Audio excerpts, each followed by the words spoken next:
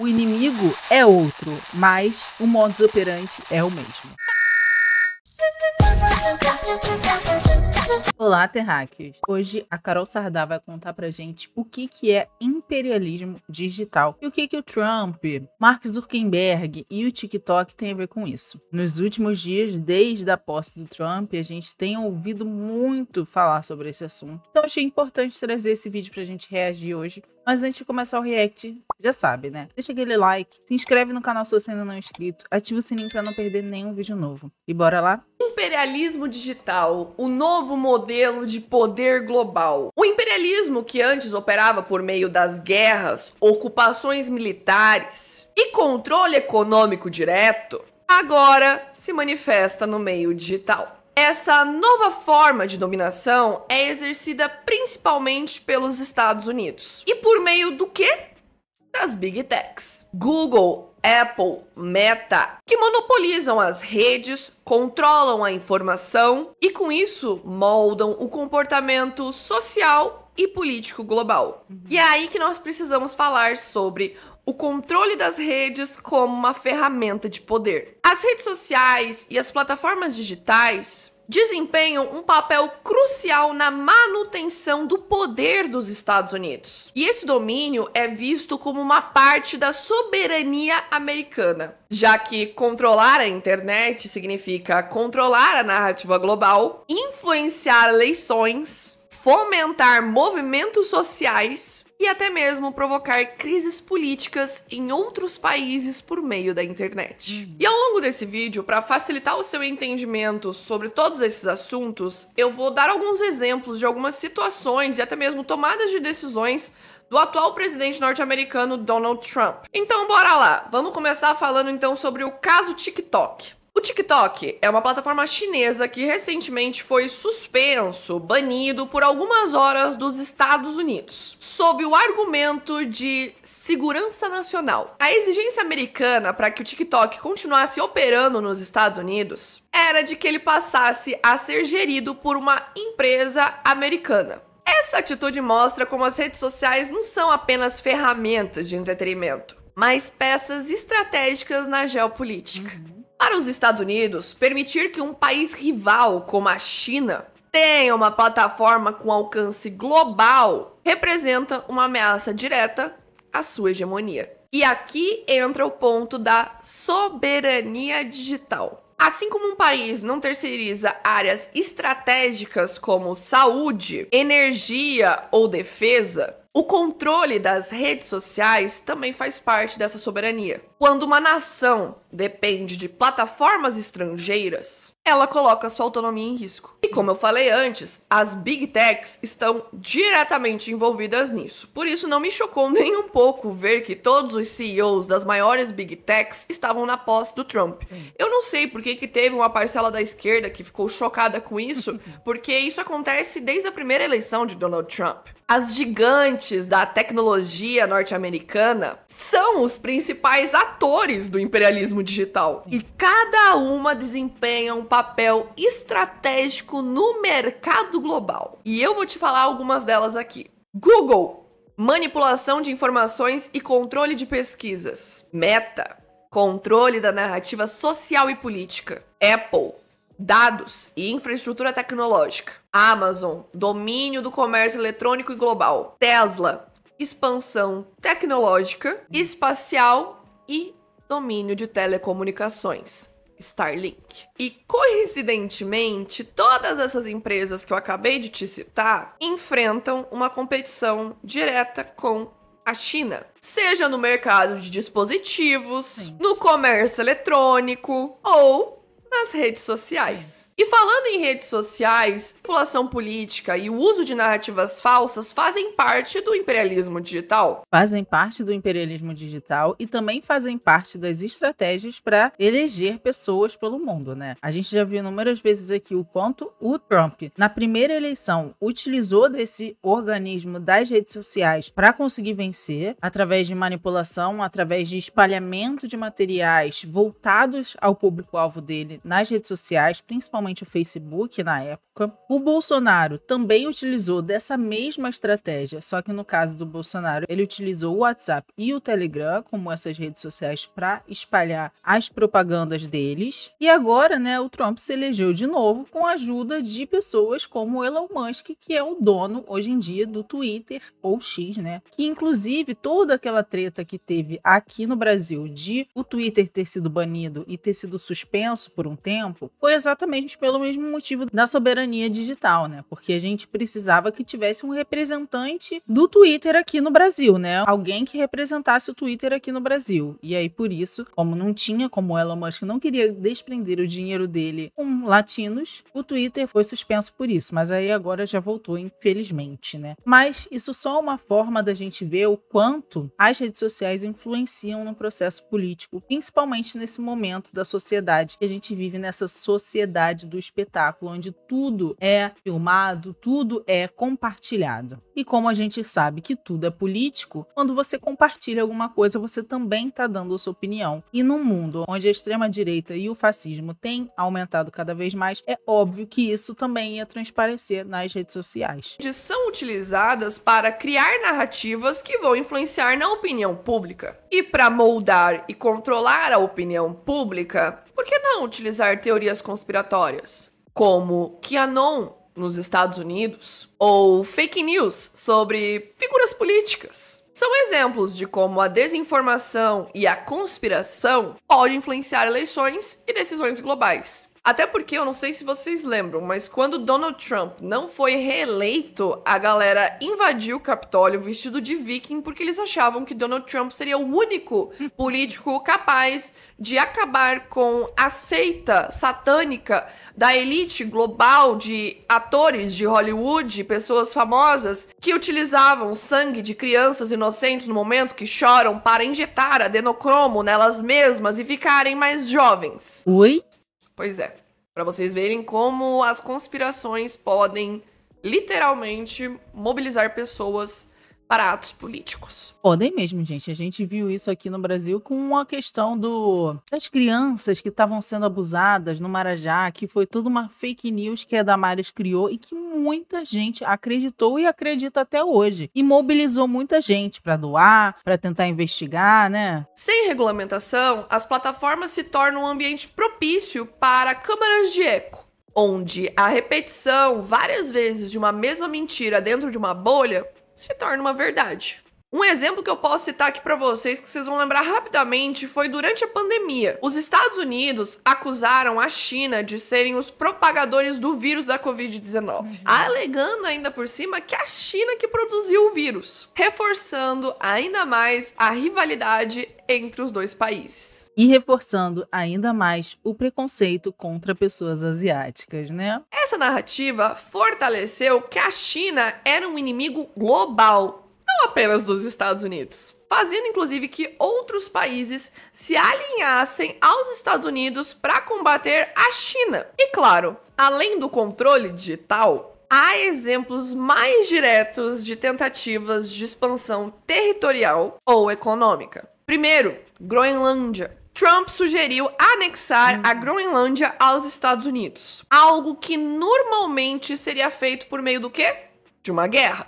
No entanto, ele fez uso de estratégias digitais. E assim, é muito mais fácil você conseguir anexar a Groenlândia do que você invadi-la, simplesmente porque os moradores da Groenlândia estão pedindo para ser anexado. É muito fácil manipular uma narrativa utilizando as redes sociais. Basta você pegar alguns bonezinhos de Make America Great Again, ir até a Groenlândia, botar esses bonezinhos em algumas pessoas em situação de rua, dar um dinheirinho pra elas e falar, vamos gravar um vídeo aqui comigo, falando que a gente quer que a Groenlândia seja anexada aos Estados Unidos e que vocês, como moradores da Groenlândia, querem que isso seja feito?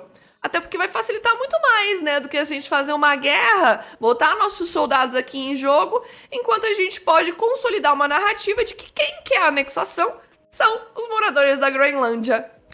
Pimba! Pegou o esquema? Pegamos o esquema, né? Temos aí uma estratégia de imperialismo digital. Temos também o Canal do Panamá. O canal é vital para o comércio global, só que está sob controle do Panamá. Mas tanto os Estados Unidos quanto a China competem para influenciar sua gestão. Tem também a parada de Marte, que o Elon Musk já estava falando sobre isso há bastante tempo e que foi citado durante o discurso de posse do Donald Trump. A ideia de colocar a bandeira dos Estados Unidos em Marte demonstra como que o país e o Império Estadunidense deseja ser pioneiro até mesmo na colonização de outros planetas, marcando presença em novos territórios antes dos seus rivais. E também tem a tentativa do Donald Trump de transformar o Golfo do México em Golfo da América, que reflete claramente a sua estratégia de consolidar a narrativa do nacionalismo americano exacerbado. Sim. E, obviamente, reafirmar a hegemonia dos Estados Unidos na região. E ao propor essa mudança, Trump busca simbolicamente expandir o território e o domínio norte-americano sobre um território que historicamente pertence ao México, reforçando uma visão imperialista e desconsiderando completamente a soberania nacional dos países vizinhos. Essa ação de mudar o nome de Golfo do México para Golfo da América diz muito sobre o imperialismo cultural, em que a renomeação de locais geográficos funciona como uma forma de impor a identidade e a influência americana, apagando ou minimizando a história de outras nações. Eles fizeram isso com muitos países, gente, mas eu acho que o país que a gente pode mais pegar de exemplo, que é o exemplo mais claro disso, é o Havaí. Pelo amor de Deus, gente. O Havaí, as pessoas que estão no Havaí não são estadunidenses, né? Mas o Havaí é dos Estados Unidos. Houve um apagamento da cultura daquele país, em detrimento da cultura dos Estados Unidos. E, meu Deus, a gente precisa levar civilização para a Terra, né? A gente tem esse destino divino de levar civilização para o mundo. O que é civilização? You and your people, the U.S. government support you in every possible way, ideologically, of course. However, we cannot offer any military aid at this time. With all due respect, Ambassador, we need more than that. We are dealing with terrorism on a daily basis. Oh, that's unfortunate. Warlords overrun villages. Yes, that's regrettable. Rapes, tortures, all manner of human atrocities. That's really sad. But the U.S. military is simply spread too thin. We can't afford another intervention at this time. But what we could use your help with, really, is protecting our vulnerable, plentiful, and newly discovered oil reserves. Oil? Excuse me 1 second. Operation Golden Eagle is a go.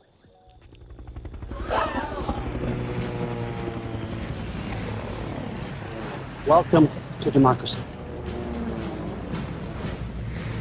Democracy. Trata-se de mais um exemplo de como que o discurso e as decisões de Trump se alinham ao expansionismo e à lógica de dominação política e simbólica. E daí agora você deve estar se perguntando, beleza, Carol, entendi toda essa relação que você acabou de me falar de imperialismo digital, big techs, os exemplos que você deu, mas me explica por que carajos que eles começaram a meter nazismo no meio dessa parada. Pois veja bem, eu vou te explicar e você vai falar, nossa, agora realmente tá tudo fazendo sentido, e aquela saudação que o Elon Musk fez não foi uma saudação romana, nem aqui, nem nos Estados Unidos e nem na China. Não é uma coincidência que grandes empresários e políticos norte-americanos estejam acenando para o neonazismo. Isso é literalmente um reflexo da crise do capitalismo global, que leva o sistema a se apoiar em narrativas de ódio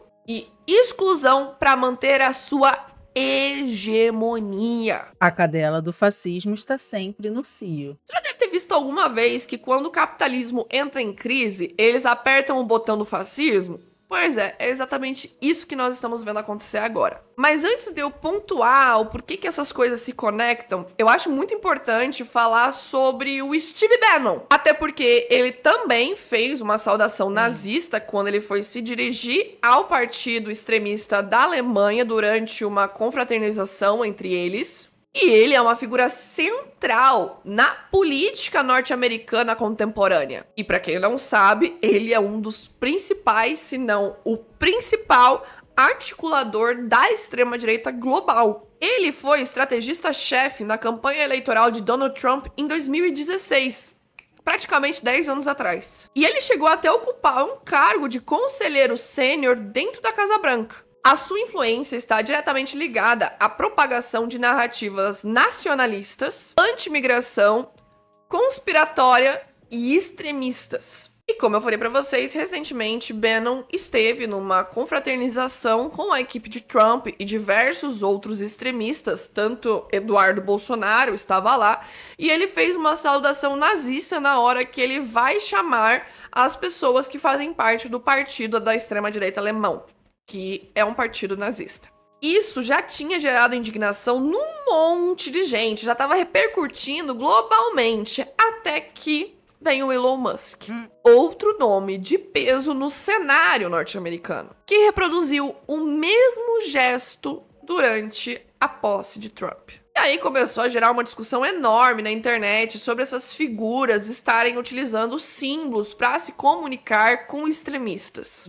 E assim, é bem claro que tanto o que Bannon quanto o que Musk fizeram não foi uma saudação romana, mas sim uma saudação nazista. E se vier alguém nos comentários falar que não foi uma saudação nazista, eu quero te falar uma coisa. Faz aí. Se filma aí no seu celular e posta no seu Instagram, fazendo a saudação. Faz aí. Se não tem nenhum problema, faz aí, pô. Se filma. Orgulho. Faz a saudação pra galera. Até porque eles querem ganhar o apoio de grupos extremistas. Assim como eles já consolidaram esse apoio lá atrás. O famoso apito de cachorro, né? A gente já conhece. Que foram esses mesmos grupos que invadiram o Capitólio quando Trump não foi reeleito. Por que caralhos que os Estados Unidos está se aproximando do neonazismo? Bem, o avanço do neonazismo nos Estados Unidos não é um fenômeno isolado. Até porque está intimamente ligado à crise do capitalismo. E claro, como eu falei antes, a luta por manter a hegemonia global. Mas para você entender a conexão disso tudo, eu vou te citar alguns fatores que você vai começar a entender e vão começar a fazer bastante sentido. O capitalismo enfrenta desafios estruturais, como a desigualdade crescente,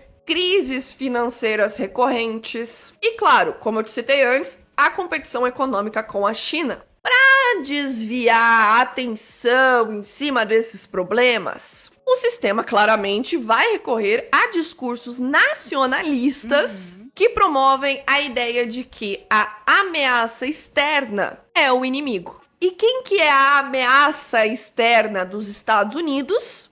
Imigrantes, comunistas ou rivais, como a China. Não por pouco, no discurso do Trump, ele foi bem enfático quando ele falou que ele vai tirar os soldados norte-americanos dos outros países e botar nas fronteiras americanas. Até porque ele acredita fielmente que a crise dos Estados Unidos é por conta dos imigrantes. Sim. É a ameaça externa que tá causando tudo isso. E nós precisamos fazer o quê? Destruir a ameaça externa. Engraçado, né? Esse discurso do Trump me parece o discurso de alguém... Quem será? Me parece, né? O discurso de alguém chamado Adobe Ripley, que fez com que toda uma população começasse a odiar e repudiar outra população. Só que no caso do Adobe eram os judeus e nesse caso aqui são os imigrantes. O inimigo é outro, mas o modus operandi é o mesmo. Aí o neonazismo, com a sua ideologia de exclusão e supremacia racial, é utilizado como uma ferramenta para mobilizar as massas contra um inimigo em comum. Não por pouco, ele faz muita questão de falar durante todo o seu discurso que a América vem primeiro.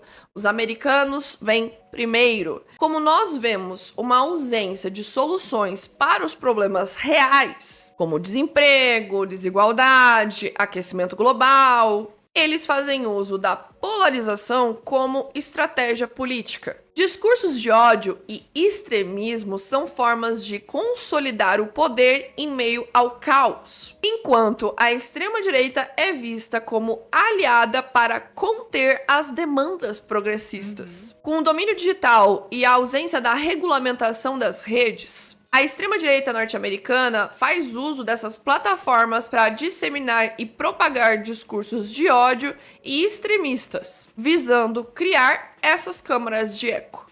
Essas câmaras de eco reforçam discursos de ódio, supremacia racial e nacionalismo extremo, influenciando eleições e legitimando grupos extremistas. E o quarto e último fator que eu vou citar aqui é a relação do próprio capitalismo com o autoritarismo. À medida que o capitalismo enfrenta limites, ele se torna cada vez mais autoritário. Figuras como Trump, Musk, Bezos, Zuckerberg promovem ideias que buscam o quê?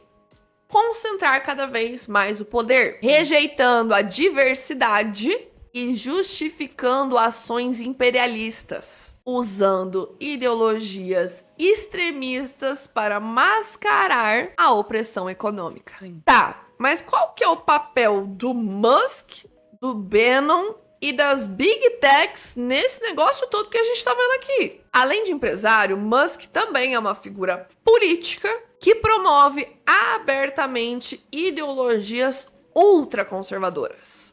Inclusive, além dele ser dono da Tesla, do X, ele também é dono da Starlink, uma ferramenta com potencial militar e geopolítico. E ele mesmo já afirmou publicamente na própria rede do X que ele daria golpes onde ele quisesse, deixando claro o papel do imperialismo digital nas intervenções americanas. E o Steve Bannon, qual que é o papel dele nessa história toda? Ele conecta as extremas-direita do mundo todo e articula narrativas que unem nacionalismo, supremacia branca e ataques às instituições democráticas. Se eu fosse resumir aqui qual que é o papel do Steve Bannon nessa história toda, eu diria que o papel dele aqui é ser o Joseph Goebbels de 2025. O papel dele é fazer a propaganda nazista. Goebbels era o ministro da propaganda nazista, o braço direito de Adobe. Até porque se ele é um estrategista, eu tenho certeza que ele deve ter ido atrás das estratégias da Alemanha nazista para difundir suas ideologias extremistas por meio de propaganda. E por último, eu sei que ficou meio óbvio ao longo desse vídeo qual que é o papel das Big Techs, mas eu acho importante resumir aqui pra gente consolidar a informação. As empresas gigantescas do setor tecnológico, como Meta, Google, X, são plataformas que permitem a disseminação massiva de ideologias extremistas. Além, claro, das teorias conspiratórias, como as que são promovidas pelo Steve Bannon. E como nós sabemos, a falta de regulamentação facilita a propagação de mentiras, extremismo e teorias conspiratórias. E o que nós concluímos aqui então? Que o neonazismo é utilizado como uma estratégia do capitalismo que está em crise. Com o capitalismo em crise, os Estados Unidos, assim como outros países ocidentais, recorrem a ideologias extremistas para manter a sua dominação e a sua hegemonia. O neonazismo, ao resgatar elementos de exclusão e opressão, funciona como uma ferramenta para dividir populações, criar inimigos fictícios e justificar políticas imperialistas. E nós sabemos que essa aproximação não é meramente simbólica, ela é estratégica. O imperialismo digital e o neonazismo são duas faces da mesma moeda. Mecanismos para manter o controle em momentos de fragilidade econômica e geopolítica. Sem regulamentação e resistência, essas ideologias vão continuar a crescer, representando um risco tanto para a democracia quanto para os direitos humanos.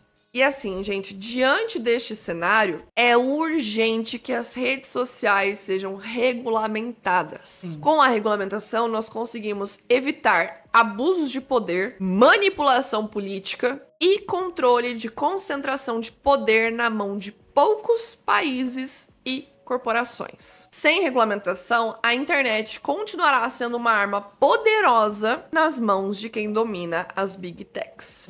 Em resumo, o imperialismo digital é, portanto, uma extensão do imperialismo tradicional, adaptado para o século XXI, onde o campo de batalha são as redes sociais, a informação e os dados.